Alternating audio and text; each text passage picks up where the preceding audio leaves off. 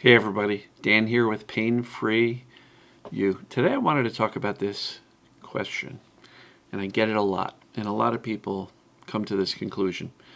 So the topic is, why is my brain doing this to me? Doesn't it know it's not helping me? So we'll get to that in a second. If you can, slow down, smile, slow your breath, slow your thinking, hand on your heart. It's kind of like a hug. Drop your shoulders. So, why is your brain doing this to you? All right. Your brain isn't doing anything to you. The brain's primary responsibility is survival first, safety second. Most other things in life are below that in the priority. And the brain has an obligation and will not stop doing it. Its obligation is to keep us safe, to keep us from harm. And if the brain is perceiving danger, it can turn on symptoms in response to that danger. That's why I've called it perceived danger pain, perceived danger symptoms. They're all perceived danger responses, regardless of what's going on. It doesn't matter if you've got a stressful time in life, family, work, money, all sorts of emotional chaos. It's all the same stuff, but the brain can perceive those things as dangerous. And maybe we'll link it below. There's a video of 11 perceived dangers, things that the brain can perceive as dangerous. And so, when the brain perceives there's a problem, its job is to warn us and start to view the symptoms as nothing more than a warning to say, hey, the brain thinks something negative is going on. And it's our job to validate that. Am I truly in imminent danger? Is there a real threat? Or am I okay? And the symptoms are not proof that you're in imminent danger. Symptoms are a warning. So it's like when the smoke detector goes off in the kitchen. Your job is to say, oh, is there an imminent threat? Is there a fire? No, there is not.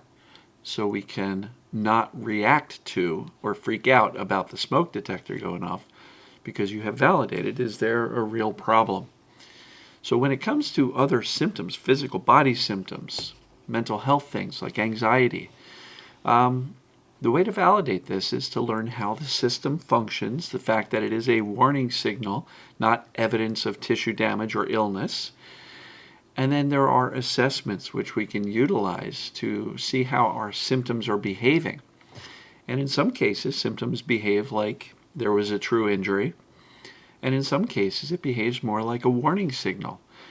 And if that warning signal changes, gets more intense, less intense, comes and goes, changes location, it's very likely it's just a warning for a perceived, not actual threat or danger.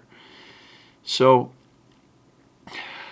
it's really important to get a handle on what's going on, learn it, understand it, and recognize that your brain is doing its job. Now, some people will get better. They'll think, okay, I've got this beat. This is perfect. I'll never experience any symptoms ever again because I fixed it. So the brain reserves its right and responsibility to warn you if it perceives danger again down the line. So for many people, they'll get better. They'll say, I got it beat. Yeah, go me. But then down the line, if they experience a symptom, sometimes people can panic. Whoa, maybe I didn't have it figured out. Oh no, maybe I really was sick. And doubt and fear comes flooding back. My encouragement for anybody who's experienced that or may experience that in the future is to go through the same validation. Is there really a fire in the kitchen? Or is the warning of the smoke detector based on a perceived issue and not a real one? So we may experience symptoms down the line, and that's okay. The brain will always do its job. But try not to get into a belief system that says, my brain is out to get me, it's messing with me, it wants to ruin my life, it's doing this to harm me. The brain really does not know how to work against us. It's working to our own best interest at all times. And it's sending up a warning signal. And it's up to us to say, is that warning signal real? Now, if you have something that feels imminent, life-threatening, can't breathe, major heart pain, you're losing consciousness continuously, whatever it may be, get to a doctor, get to the hospital if it seems imminent. Let's rule out anything life-threatening. But once we've done that, we recognize, okay, there's no fire in the kitchen. Maybe it's a false alarm. Maybe the smoke detector's too sensitive. And so, yes, let's rule out anything critical, significant, life-threatening. Disease, tumors, cancers, heart conditions, strokes, whatever. Anything that would absolutely require medical attention.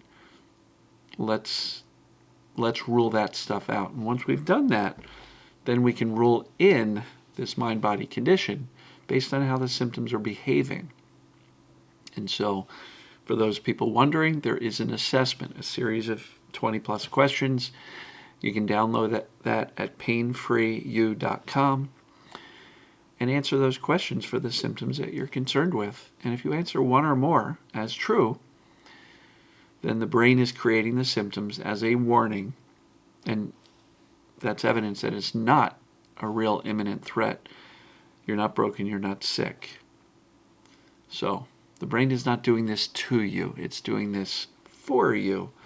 And it's up to you to decipher whether or not you need to heed that warning or teach the brain that it's a false alarm. So don't battle your brain. Try not to be afraid of your brain either. It's operating on what it's seeing and what's available. So if you are perpetuating the fear by going down all these rabbit holes of disease and chronic symptoms, it's curable, it's not curable, oh no, am I really in trouble? You're fueling the danger, and that's likely to keep the brain sounding the alarm. It's our job to decipher what's going on through the assessments, through learning, understanding the human system, how it functions, and then from there, if we know it's a mind-body condition, neuroplastic, perceived danger symptoms, then we can use the concepts which I teach here daily to teach our own brains basically settle down because we're okay. And when we do that consistently, credibly, confidently, and that's built on a foundation of I know what causes symptoms and I know that applies to me, safety messages do get through, and the brain eventually will turn down and then eventually turn off symptoms. And I see it every day. Just did a recording with a success story a short while ago, and people are getting better all over the place. And so you can too. It's not just possible, it's probable that when you go through these steps and implement, it's probable that you'll get better. The concepts are proven, and you can do it too. So, I'm going to wrap it up here, folks. Love you all, and we'll see you tomorrow. Take care.